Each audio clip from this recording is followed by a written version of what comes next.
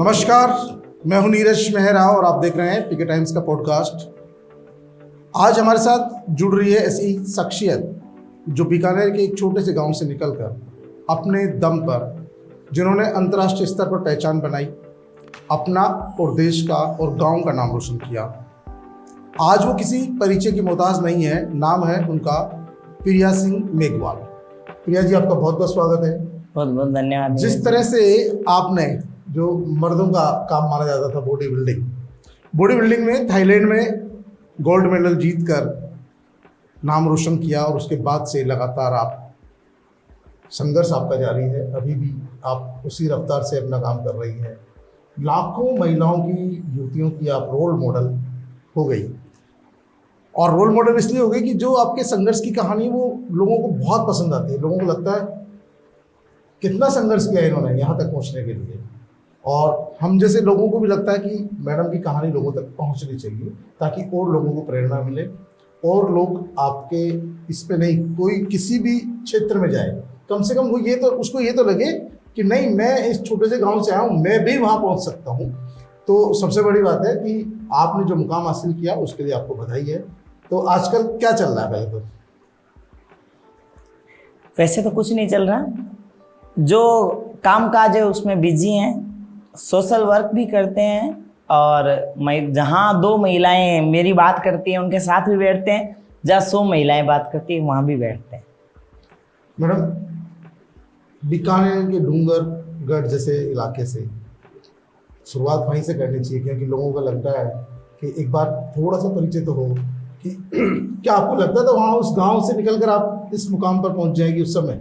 क्योंकि वो बचपन, वो बकरी चराना, वो गांव का अल्लड़पन और फिर शहर की चक्काचौंध, जहां आज आप बड़ी से बड़ी कोई कितने भी ओहदे पर हो महिलाएं, उनके साथ काम करना, उनके साथ मिलना और वो आपका वेट करें। बड़ी से बड़ी पढ़ी लिखी डॉक्टर। देखो, ऐसा सोचता तो कौन है? हाँ। कोई सोचता नहीं है। और मैं तो 5 क्लास पढ़ी हुई हूँ, बाल विवाह सर्वाइवर हूँ, तो सोच ही नहीं सकती। सोच से काफ़ी दूर परे हैं। हाँ। राजस्थानी में एक कहावत है कि बेटी पैदा हो गई, अब रसो बसो थे थारे घर है। तो यही सोच रहा है कि यही जिंदगी है, यही सब कुछ है।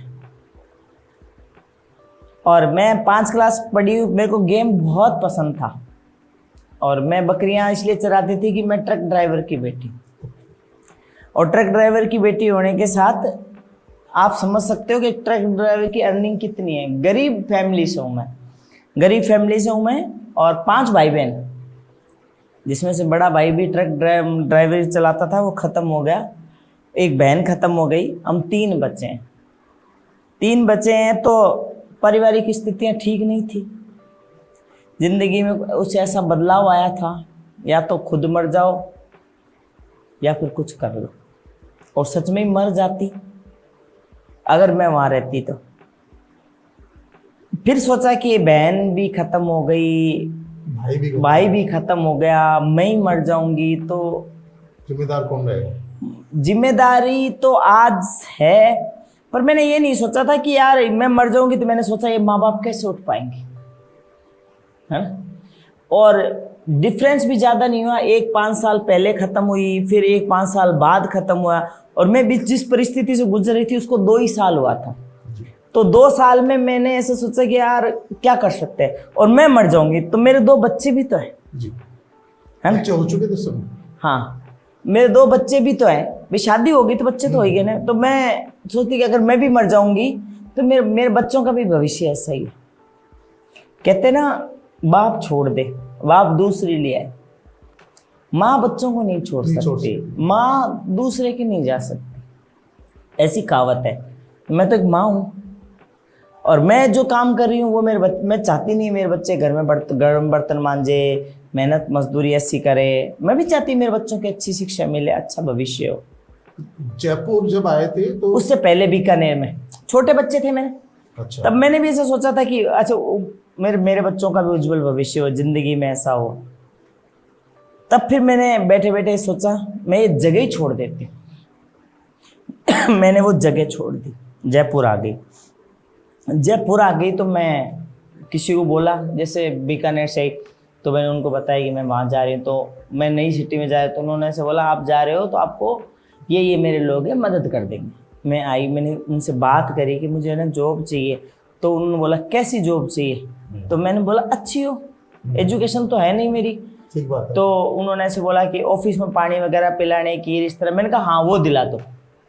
बड़ी जॉब थी आपके लिए है वो बड़ी जॉब थी आपके लिए उस समय। किसी के घर में बर्तन साफ करने से अच्छा है आप ऑफिस में जा के हाँ। पानी पिलाओ, बोतल भर के दो, फाइल को इधर से उधर ले जाओ, वो बड़ी जॉब थी। हाँ।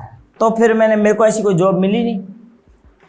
फिर उस लड़की ने बोला कि जिम में ट्रेनर बन जा, तेरी हाइट और पर्सनालिटी अच्छी है तो जिम में ट्रेनर बन जा। मैंने बोला वहाँ क्या करना पड़ेगा? तो ऐसे बोला कुछ नहीं, बस लोगों को एक्सरसाइज करानी है। मैंने बोला आती तो नहीं है मेरे को एक्सरसाइज, और फिर मैं सीखूंगी तो मैं कमाऊंगी क्या, घर का खर्चा कैसे चलेगा? तो उसने से बोला कि सिखाना, तुम वहाँ खड़ी हो जाना, उसके भी पैसे मिलेंगे। मैंने बोला क्या बात कर रहे? कहते हाँ। मैंने 2-3 जगह ट्राई किया, कोई 3,000 दे रहा, कोई 4,000 दे रहा। और फिर ये मैं वहाँ रहती हूँ जवाहर नगर राजा पार्क, और ये WTP इसके पीछे दे रहे थे 3,000। तो 3,000 तो मेरा किराया ही हो जाता, आने जाने का किराया। तो मुझे क्या पड़ता? किसी ने 4,000 बोला, किसी ने 6,000 बोला, तो मेरे, और 6,000 वाला डिस्टेंस इतनी 10-10, 15-15 किलोमीटर, और टाइम भी पूरा। हाँ अब क्या करें? फिर मैंने उसको ऐसे बोला कि भाई मेरे को कुछ नहीं बचेगा। फिर उसने ऐसे बोला कि ये लास्ट एक जगह और चलते हैं ब्रांड में। फिर वहाँ चले, फिर उन्होंने मुझे पूछा, इंटरव्यू लिया, मैडम क्या करते हो, कितने पढ़े लिखे हो? तो बोल दिया मैंने इतनी पढ़ी लिखी हूँ। फिटनेस में आपको क्या आता है? कुछ नहीं आता, अंगूठा टेक हूँ, 0। हाँ। तो उन्होंने मेरे को पूछा कि आपको पता है जिम क्या होता है? मैंने बोला हाँ थोड़ा बहुत पता है, आओ आपको दिखा के लाता हूँ। ऊपर उनको दिखा के लाए तो बहुत औरतें आदमी सब एक्सरसाइज कर रहे थे। तो मेरे को ऐसे बोला कि ऐसे ऐसे वो विजिट कराते हैं, कैसे कार्ड बनते हैं, ये मशीनें हैं। फिर उन्होंने ऐसे बोला कि मेरे को कि आप कब से ज्वाइन करोगे? मैंने बोला मैं तभी कर लेती हूँ। तो मैंने कहा सैलरी क्या दोगे? तो उन्होंने बोला 8,000। अब मेरे घर से सी स्कीम 6 किलोमीटर, 5-6 किलोमीटर। तो मेरे को विश्वास नहीं हुआ। सर कितनी दोगे? दोबारा फिर पूछा आपने? हाँ कि मैडम 8,000। मैंने पूरी दोगे ना? तो उन्होंने ऐसे बोला काट पीट के आपको मिलेगी 8,000 में से 7,325 रुपये। तो मैंने बोला क्यों, बाकी के पैसे क्यों काट रहे हो आप मेरे? तो उन्होंने ऐसे बोला कि मैडम PF और आपका वो कटेगा, PF कटेगा। हाँ। तो मैंने बोला मेरे को कटाना ही नहीं है कि मैडम ये कंपनी की पॉलिसी है, ये कटेगा ही कटेगा। तो फिर मैंने बोला वो पैसे, उसका पैसा का?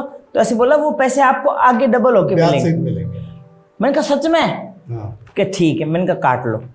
फिर उन्होंने ऐसे बोला कि आपको इतने घंटे, 9 घंटे की जॉब है, आपको दिन में 2 बार आना है। मैंने बोला सर 2 बार क्यों? कहते हैं फीमेल की ज़्यादा ज़रूरत है, वैसे तो सुबह से शाम पूरा जिम खुला रहता है, बट आपको आना है। तो मैंने उनसे ऐसे बोला कि सर ठीक है मैं आ जाऊँगी। फिर उन्होंने मुझे कहा कि खड़ा कर दिया। लोग हंसते भी थे कि गांव से आई है, कपड़े पहनने की तमीज़ नहीं है, ये है वो है, पर मेरे लिए तो एक अलग चेंज था।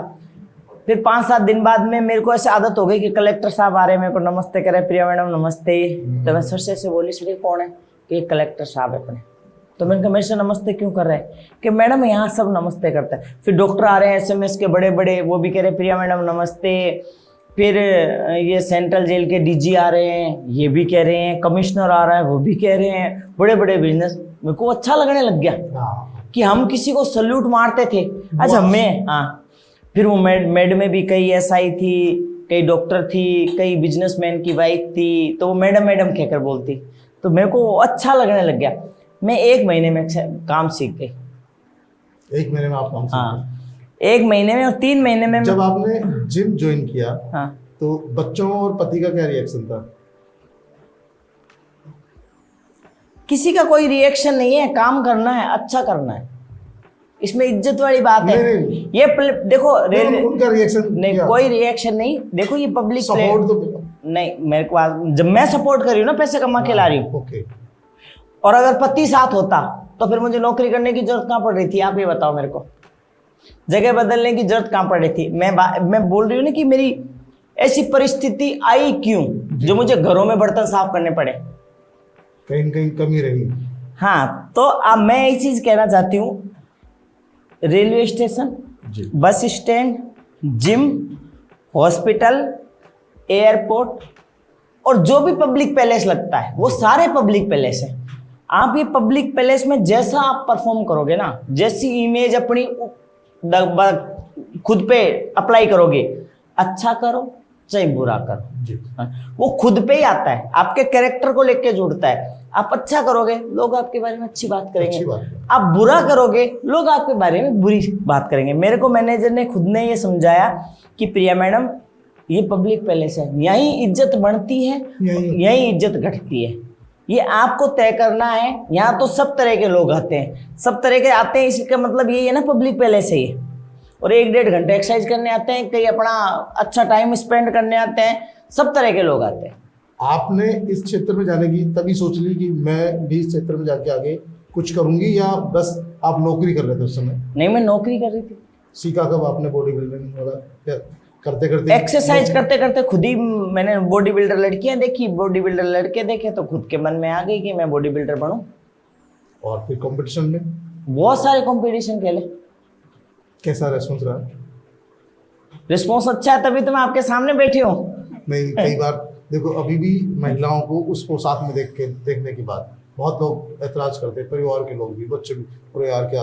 तो ऐसा आपको भी महसूस हुआ होगा लोगों ने? जैसा चश्मा पहनते हैं ना वैसा दिखता है। आप कितने भी बाहर से शरीफ बन जाओ, आपके जो अंदर है ना बुराई अच्छाई जो भी है वो आज नहीं तो कल उभर के आएगी। देखिए जो बाहर के लोग औरतों के बारे में बात करता है ना कि ये घटिया, ये अच्छी, ये बच्ची, तो वो अपनी माँ बहन के बारे में भी ऐसे ही सोचता है। वो आदमी अच्छा सोच सकता है जो ऐसे बोलता है मेरी बहन आगे जाए, पढ़े लिखे, नाम रोशन करे। वो दूसरे की बहन बेटियों के लिए भी ऐसा ही सोचेगा। आज जैसे मेरा है, मैं तो मर्दों में ही रहती हूँ, मेरे को आज मर्दों में रहते कितने साल हो गए, 12-13 साल हो गए। मर्दों ने मेरी बॉडी बनवाई है, मर्दों में मैंने खड़ी होकर ट्रेनिंग दी है। आज मेरी ऐसे बड़े बड़े बिजनेसमैन हैं जिनको मैं एक्सरसाइज कराती हूँ। तो आप एक चीज सोचो, मेरी मानसिकता अच्छी थी ना तो वो उन्होंने मेरे साथ अच्छा किया ना। मेरी मानसिकता अगर खराब होती तो मेरे साथ खराब करते। लोग कहते हैं कि अरे ये तो मर्दों में से। मैं उन लोगों से एक चीज पूछना चाहती हूँ। लेकिन फेस तो किया होगा आपने, ऐसी बात नहीं। तो फेस किया, मानसिकता के लोग तो हर जगह मिलते हैं। फेस किया नहीं, जो फेस किया ना उनको थाने में बिठाया है मैंने। लोग ऑफर भी देते तो लोगों उस एसएचओ बोलता था कि होगी तेरे पास BMW और मर्सिडीज, तो 10,000 नौकरी वाली को खरीदेगा क्या? हर औरत बिकाऊ नहीं होती है। बहुत बड़ी बात है, रियलिटी भी यही है। हाँ, हर औरत बिकाऊ नहीं होती है। और अगर मुझे ऐसा काम करना होता ना नीरज जी, तो मैं जिम में ट्रेनर नहीं होती जी। लेकिन आपको लगता है वाकई में लोगों की दृष्टि होती तो खराब है? होती है, क्यों नहीं होती? ये डिपेंड करता है एक महिला पे कि वो उनसे कैसे बचे, मुकाबला कैसे करे। हम सड़क पे निकलते हैं, एक सामान वाला है, वो कार वाले को भी सामान बेचेगा, ऑटो वाले को भी बेचेगा, पैदल को भी बेचेगा जी। ये तो खरीदने वाले से है ना कि भाई तू ऑटो वाला खरीदता है, कार वाला खरीदता है, राह चलता वो खरीदता है। उसी तरह लोग सब तरह के लोग होते हैं। आपको बोलेंगे, आदमी की नजरों से पता चल जाता है वो हमारे बारे में क्या सोचता है। पहचान की जरूरत है। हाँ, और हम उस पहचान से कभी भटके नहीं है। आप थाईलैंड जब गए थे, हाँ, उससे पहले राष्ट्रीय स्तर पे भी आपने मुकाबले जीते थे, उस समय कैसा रहा? उस समय बहुत बुरा रहा। मेरे साथ के ट्रेनरों ने मेरे से बात करना बंद कर दिया। मुझे लगता था ये तैयार हो गई हमारे मुकाबले में। देखो, उसको ऐसा लगा हमारे बाद में आई है और हमसे पहले तैयार हो गई। वो खेलते ही नहीं है ना। पर अगर मैं कंपटीशन खेल के आई हूँ, एक महिला होके मैंने खेला है, तो जाहिर सी बात है सब लोग इज्जत करेंगे। मैं पहला कंपटीशन खेलते ही मेरे पास मीडिया आ गई थी जिम के नीचे, पता नहीं कहाँ से एड्रेस मिला। वो जिम ओनर भी इनसिक्योर हो गया कि मैंने इतना साल अच्छा किया, मेरी अच्छी बॉडी है, मेरे उसने मेरे को जॉब से निकाल दिया। इतना प्रभाव पड़ा? हाँ, जॉब से निकाल दिया मेरे को। थाईलैंड से जब आपने गोल्ड मेडल जीता, उसके बाद तो आप सुर्खियों में, मीडिया की सुर्खियां बन गई थी आप। तो मीडिया ने ईमानदारी दिखाई ना मेरी। पहले कंपटीशन से मीडिया ने ईमानदारी दिखाई है कि इस लड़की को हमने बनते देखा है भाई। आपको लगता है मीडिया ने आपको सपोर्ट किया? बिल्कुल किया। कहीं कहीं भूमिका रही आप? देखो मीडिया ने मुझे हर पल सपोर्ट किया है। मीडिया मेरी बैकबोन है, मैं भूल नहीं सकती। लोग आज कहने को कहते हैं अरे मीडिया बिका हुआ है, ये मोदी मीडिया है, गोदी मीडिया है। नहीं, मीडिया सच्चाई बताती है। कहीं कहीं आज भी लोगों की पीड़ा को दिखाने का काम करता है, वास्तविकता धरातल की बातें लोगों तक पहुंचाने का काम करता प्रिया है। को मीडिया ने बनाया, लेकिन ये सच्चाई है। आज बीबीसी न्यूज, जितने बड़े बड़े चैनल है, आप कोई भी चैनल ले लो, कोई भी ले लो, आज उन सब में मिलियंस व्यूज है। अगर नहीं दिखाते, मीडिया भी सच्चाई के साथ है ना? बिल्कुल मीडिया साथ सच्चाई के साथ है। बीच में आपने पॉलिटिकल पार्टियों में ज्वाइन कर ली थी, नेता बनने जा रही थी, क्या रहा? बढ़ेंगे हम, हमारे गोल से थोड़ी भटके हैं। अच्छा, अच्छी राजनीति करनी। चल रहे हैं, अभी संघर्ष चल रहा है। देखो, जिस नेता को ऐसा लगेगा ना कि प्रिया ईमानदार है, प्रिया मेहनती है, उस लड़की ने बहुत संघर्ष किया है, आगे भी चलेगी तो नेक रास्ते पे चलेगी, भ्रष्टाचार उसके आसपास नहीं है, वो कोई भी पार्टी हो, कोई भी नेता हो, मुझे तो लेगा। अभी और अगर नहीं भी ले, मुझे इससे फर्क नहीं पड़ता। मैं, जरूरी नहीं है नेता बन के ही समाज को जागरूक करूं, जरूरी नहीं है नेता बन के ही मैं देश की महिलाओं को जागरूक करूं। मैं रोड पे खड़ी होकर भी महिलाओं को 2 शब्द बोल सकती हूँ, क्या गलत है क्या सही है। कौन सा राजनीति अच्छा लगता है जिसको आप आइडियल समझती, क्या ये बहुत अच्छा है पब्लिक में? मैंने किसी को समझा ही नहीं ना। कोशिश तो, क्योंकि अब जब पॉलिटिक्स में जा रहे हो तो समझना तो पड़ेगा। शायद जब भी जल्दी से बाहर हो गए। जल्दबाजी कर लिया आपने? जल्दबाजी नहीं करी, परिस्थितियां सबके साथ आती है। मेरा पहला फर्ज है, बेटी हूँ, एक माँ हूँ, एक बहन हूँ। जब मेरा फादर आईसीयू में थे, मैं किसी भी पार्टी का प्रचार नहीं कर सकती। मेरे फादर को मेरी जरूरत थी, जहाँ मैं खड़ी थी वही कुछ चंद लोगों ने गलत चीजें बोल दी। एक खिलाड़ी हूँ, दिमाग से ना सोच के दिल से सोचा, इसलिए बाहर खड़े हो गए। अब कोई पार्टी दिमाग में है कि नहीं, मैं इस पार्टी की विचारधारा मुझे प्रभावित करती है, मैं इस पार्टी में जुड़ना चाहती हूँ? क्योंकि देखो क्या होता है, कहीं न कहीं कोई विचारधारा तो आदमी को प्रभावित करती है। कोई नेता ऐसा होता है जो उसको पसंद होता है, तो ऐसी बात नहीं है। कहीं लगता है आपको मोदी जी या राहुल गांधी? 11 साल हो गए हमारे एक ही सीएम साहब, पीएम साहब है, कितना देश का उद्धार कर दिया। इस भारत देश में एक काम हुआ है, क्या? पढ़ा लिखा नव युवा आज जोमेटो पे है, स्विगी पे है, ओला में है, उबर में है। युवा देश का भविष्य है जो सड़कों पे मजदूरी करता है। लाखों रुपए एजुकेशन पे खर्च होते हैं, फिर भी नौकरी नहीं है, फिर भी उनको एक स्थान नहीं है। ये उद्धार हुआ है कि पढ़ा लिखा एक डॉक्टर, एक इंजीनियर, एक आईटीआई किया हुआ, एक एलएलबी किया हुआ जोमेटो स्विगी चलाते हैं। ये देश का भविष्य है। सरकार तो कह रही है उन्होंने बहुत सारे लोगों को नौकरी दी, करोड़ों लोगों को नौकरी दी, सरकारी नौकरियां दी है। वो तो प्राइवेट जो सेक्टर आप बता रहे हो, जोमेटो स्विगी, उसको अरे मैं क्या बोलती हूँ, आप एक एक बंदे को रोक रोक के पूछो ना। हम पूछते हैं, हम पीछे, कभी हमारी गाड़ी सर्विस सेंटर चली जाती है, कभी हमारे को वहां से यहाँ आना पड़ता है, हम बैठते हैं। तो आपको लगता है रोजगार नहीं मिला लोगों को? नहीं मिला लोग। देश में गैंगस्टर कौन बन रहा है? पढ़ा लिखा युवा। आज जितना भी ऑनलाइन क्राइम हो रहा है वो कौन कर रहा है? देश का पढ़ा लिखा युवा। क्यों? क्योंकि उनकी मानसिकता खराब कर दी। वो कह रहा है मैंने 8 घंटे 6 घंटे इस पढ़ाई में दिए, लाखों रुपए दिए, माँ बाप ने खेत बेच दिया, गहने बेच दिए, घर गिरवी रख दिया। वो सारा स्ट्रेस उस स्टूडेंट पे पड़ गया, वो नशे में लिप्त हो गया, वो गैंगस्टर बन गया। आपको क्या लगता है सरकार को क्या करना चाहिए? रोजगार की तरफ ध्यान? मैं सरकार को यह करना चाहिए, जिसकी जैसी योग्यता उसके अनुसार उसको नौकरी दे। अगर सच में, क्या पढ़ा लिखा युवा आगे नहीं आना चाहता? हम जैसे 5 क्लास पढ़े हुए भी आज अच्छा बोल लेते हैं, हमें किसने मौका दिया? नहीं, अब तो सरकार ने नियम हटा दिया, बिना पढ़ा लिखा भी सरपंच बन सकता है, प्रधान बन सकता है, MLA। सरकार तो चाहती यही है, अंगूठा टेक रहे भारत। चाहती यही है। पढ़ा लिखा आ गया तो सरकार से हिसाब लेने नहीं बैठ जाएगा कि भाई एक साल में 5 करोड़ रुपए देती है, उस 5 करोड़ में आपने कितना जनता पे लगाया, कितना दे, जिस गांव के हो, जिस विधानसभा के हो, किस में कितना विस्तार किया है। प्रिया जी, अगर कोई पार्टी आपको मौका दे विधायक बनाने का, विधायक तो कोई क्षेत्र तय किया कि मैं वहां से मेरे चुनाव लड़ना चाहूंगी अगर मौका मिले तो? क्योंकि ये देखो, बोलने वाले को कोई बनाती है? नहीं, कई बार चांस लग जाता है, लोगों को लगता है कि ये, जिस दिन चांस लगेगा उस दिन बताएंगे आपको। लेकिन विधायक का चुनाव लड़ने की मंशा तो है। मैंने क्या बोला? जरूरी नहीं है कि मैं विधायक बनूं, एमएलए बनूं, एमपी बनूं, या फिर प्रधान बनूं या सरपंच बनूं। अगर मुझे सच में मैं चाहूं कि भाई हर बंदा जागरूक हो, हर बंदा अधिकार जाने कि क्या मेरा मौलिक अधिकार है, क्या मैं हूं, और मुझे मेरे को क्या अधिकार मिले हैं, वो तो कहीं भी जागरूक हो सकता है।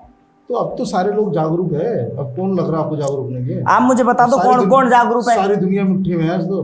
किसने बोला? सारी दुनिया मुट्ठी में किसने बोला? तभी तो सारी दुनिया मुट्ठी में ना, तो नेताओं ने मुट्ठी में कर रखी है। सबसे ज्यादा रेप राजस्थान में होते हैं, सबसे ज्यादा ये चोरी डकैती राजस्थान में होती है, सरेआम गुंडागर्दी राजस्थान में होती है, इसलिए तो मुट्ठी में है। आप समझो बात को, आप समझ क्यों नहीं रहे हो? नहीं, हम तो सुनना चाह रहे हैं। सुनना चाह रहे हो तो सुनो। तो सुनना चाह रहे हैं। मैं जितना बोल रही हूँ, आप भी रिपोर्टर जी हो, मैं भी हूँ, मेरी भी एक आवाज है। आपने मुझे यहाँ बुलाया, मुझे बोलने का मौका दिया, आप मुझे बता दो कितना प्रतिशत मैं गलत हूँ? देखो, सरकार के दावे हैं कि पिछली सरकार से कम अपराध हुए। दावे तो बहुत कुछ करते हैं। अपराधों में कमी आई है। कहाँ आई है? अपराध में कमी आई है, नौकरियां बहुत। फिर आपके इतने न्यूज चैनल में और सोशल मीडिया पे क्यों है? उस बेटी का रेप हो गया, उसका मर्डर हो गया, उसका ये हो गया, क्यों आ रहे फिर? तो कहीं न कहीं आपको लगता है आंकड़े झूठे हो सकते हैं? हो सकते हैं, क्यों नहीं हो सकते? और जिस तरह की अभी पॉलिटिक्स चल रही है, हाँ। उस पॉलिटिक्स में फिट मानती हैं आप? मेरे को मैं क्या कह रही हूं, भजनलाल जी जैसे नेता बन सकते हैं, मेरे जैसे बोलने वाला सड़क का एक आम नागरिक है, तो आप समझ रहे हो मैं कहां फिट हूं? कौन फिट हो रहा है उस सरकार में? नहीं, देखो ऐसा है, जब भजनलाल जी ने सोचा नहीं था वो सीएम बनेंगे, क्योंकि ईश्वर का आशीर्वाद है। मेरी शुभकामनाएं उनके लिए, नहीं मेरी शुभकामनाएं भजनलाल जी के लिए कि भाई किस्मत हो तो भजनलाल जी जैसी हो। बहुत बढ़िया बात। मतलब राजनीति में जाने का मन तो आपका भी है। आपको ऐसा क्यों लगता है? देखिए क्या है कि ये मन की बातें होती है, मन की थोड़ा थोड़ा पता लग जाता है। नीरज जी देखो, मैं एक बात बताऊं, ये सच्चाई। अब सुनो, अपनी बहस भी बहुत हो गई, मैं आपको एक बात बताऊं। दुख एक चीज का है, पढ़ाई में करोड़ों रुपए लगते हैं, लाखों रुपए लगते हैं। हर बेटी पढ़ना चाहती है, हर बेटा पढ़ना चाहता है।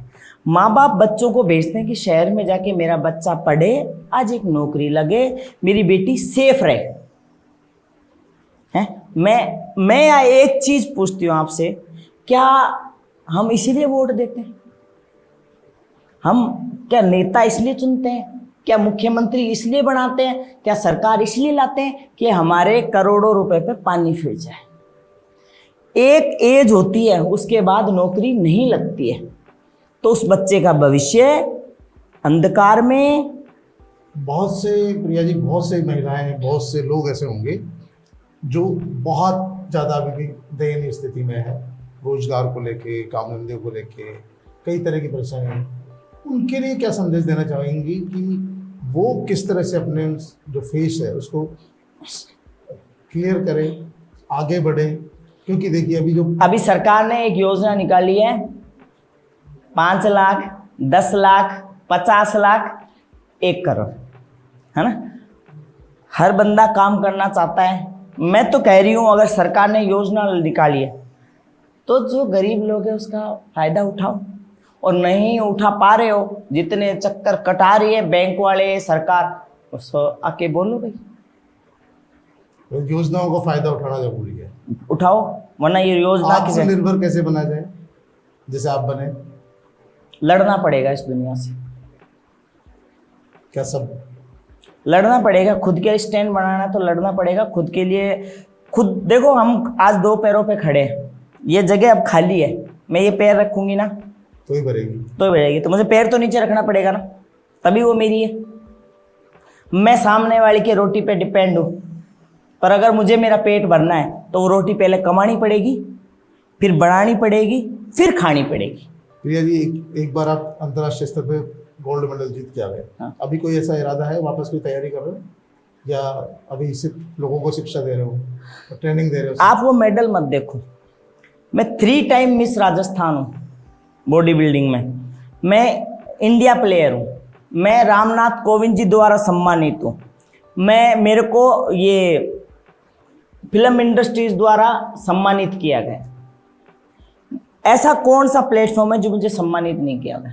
मतलब आपको जो भी हासिल किया उसके लिए संघर्ष जरूरी है, बगैर संघर्ष कुछ मिलने वाला नहीं है, सजी सिलाई थाली नहीं मिलेगी आपको। हर जगह आज आप भी अपने चैनल पे बैठे हो तो संघर्ष ही कर रहे हो, संघर्ष के बिना कभी कुछ हासिल नहीं होता। मैं एक चीज़ फिर बोल देती हूँ, महिलाओं को खुद को समझो, खुद को मजबूत बनाओ, डर के आगे जीत है, वो जब तक आप नहीं करोगे आपका कुछ नहीं होने वाला। आज मैं घूमती हूँ, मैं डरती नहीं हूँ। डर होना पड़ेगा। नीरज जी मेरे को खूब दबाने की कोशिश कर रहे हैं, पर मैं दबती नहीं हूँ, ना मैं डरती हूँ। ये बोल रहे हैं ना, मैं उनका अच्छे से जवाब देना आता है मेरे को। बिल्कुल। तो ये प्रिया सिंह जी हैं जिन्होंने बचपन से ही डरना नहीं सीखा, और हम चाहते भी नहीं है कि प्रिया जी डरे। प्रिया जी ने जिस तरह से अपने जीवन में संघर्ष किया, लड़कर एक मुकाम हासिल किया, आज भी संघर्ष की राह पर है। पॉलिटिक्स में भी इनका जाना सपना है, लेकिन ये कहती है पॉलिटिक्स जरूरी नहीं है। ईश्वर ने चाहा, जनता जनार्दन चाहेगी तो वो रास्ता तय करेगी। लेकिन आम महिलाओं, युवतियों के लिए और युवाओं के लिए भी इनका एक संदेश है कि खुद के लड़ने से और संघर्ष करने से ही आगे की मंजिल मिल सकती है। घर में बैठने से, डर कर रहने से कोई भला होने वाला नहीं है। प्रिया जी, आप हमारे स्टूडियो में आए, आपने समय दिया, उसके लिए बहुत बहुत धन्यवाद। नमस्कार। तो पीके टाइम्स में आज के लिए इतना ही। कल फिर हाजिर होंगे किसी नए मेहमान के साथ, किसी नई शख्सियत के साथ। तब तक के लिए नमस्कार।